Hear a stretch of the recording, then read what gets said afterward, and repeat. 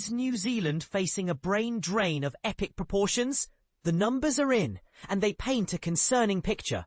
More New Zealanders are leaving the country than at any point in the last 13 years, driven by a struggling economy and limited opportunities. But here's where it gets controversial. Is this simply a case of Kiwis seeking greener pastures, or a deeper indictment of New Zealand's economic policies? Recent data from Statistics New Zealand reveals that a staggering 71,800 New Zealand citizens packed their bags and left the country in the year leading up to June 2025. To put that into perspective, that's a significant jump from the 67,500 who emigrated in the previous year. While it's not quite the record high of 72,400 departures seen in the year ending February 2012, it's a worrying trend that demands attention.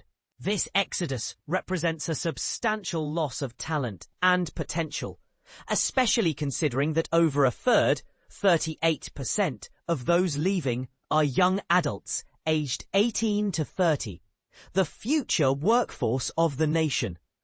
Back in 1979, this age group made up 60% of departures, showing that while the current situation is serious, it's not unprecedented. And this is the part most people miss. It's not just about the number of people leaving. New Zealand's net migration, the difference between arrivals and departures, has also taken a hit. The number of foreign nationals choosing to move to the country of 5.3 million has nearly halved since 2024. This double whammy of increased emigration and decreased immigration is putting significant pressure on New Zealand's population and economy. What's fueling this mass departure? Experts point to a confluence of factors. Primarily, a struggling economy that's been grappling with low productivity and, according to some analysts, questionable policy decisions. New Zealand even slipped into a recession last year, marking one of its toughest economic periods since 1991. While there have been recent signs of improvement, with a 0.8% increase in gross domestic product in the first quarter, the underlying issues persist. Unemployment figures further underscore the economic challenges. Data released recently showed that unemployment has climbed to a near 5-year high of 5.2% in the second quarter.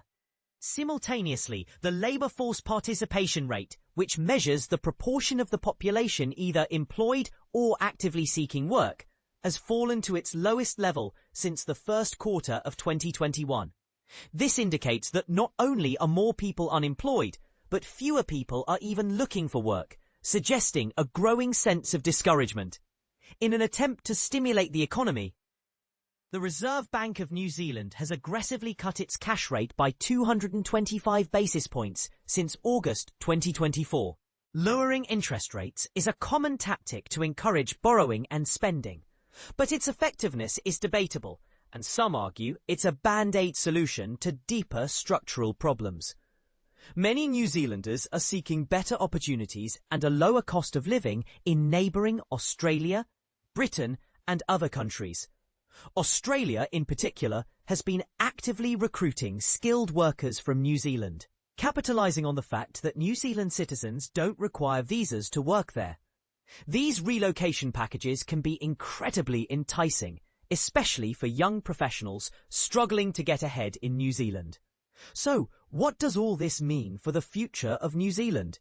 Is this a temporary blip or a sign of a more fundamental shift?